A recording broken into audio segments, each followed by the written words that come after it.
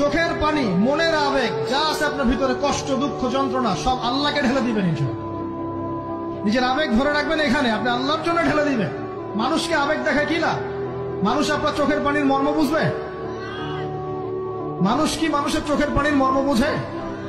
আপনার পিতা যদি মারা যায়, আমার কাছে এসে দোয়া চান কান্নাকাটি করে, আমি দোয়া করতে পারবো, কিন্তু আমি কিন্তু আপনার ফিলিংসটা বুঝতে পারবো না।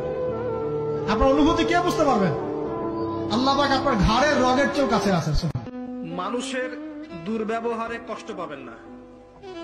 যখন কাছের মানুষরা আপনাকে কষ্ট দিবে, এবং কাছের মানুষ কষ্ট আপনাকে দিবেই, কাছের মানুষরা আপনাকে বেশি কষ্ট দিবে জীবনে, তখন আপনি কষ্ট পাবেন না যদি আল্লাহর জন্য ওদেরকে ভালোবাসেন।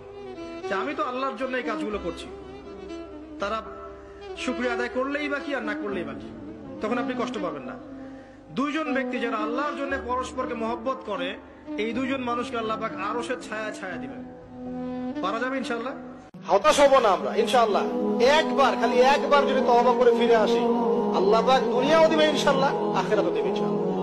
খালি একবার বলতে হবে আস্তাগফিরুল্লাহাল্লাযী লা ইলাহা ইল্লা হুয়াল হাইয়ুল কাইয়্যুম ওয়া আতুবু ইলাইহি। আল্লাহ, জীবনে যা পাপ করেছি মাফ করে দাও, আগামী জীবনে হায়াতের রিজিকে বরকত দাও, এবং পুরো জীবন যেন ইসলাম পালন করতে পারি, প্রচার করতে পারি, প্রসার করতে পারি, মানুষের মাঝখানে দিনের ভালো কথা বলতে পারি, আল্লাহ পাক দিনের বিজয়ে যেন অংশ নিতে পারি, সে তৌফিক আল্লাহ পাক দান।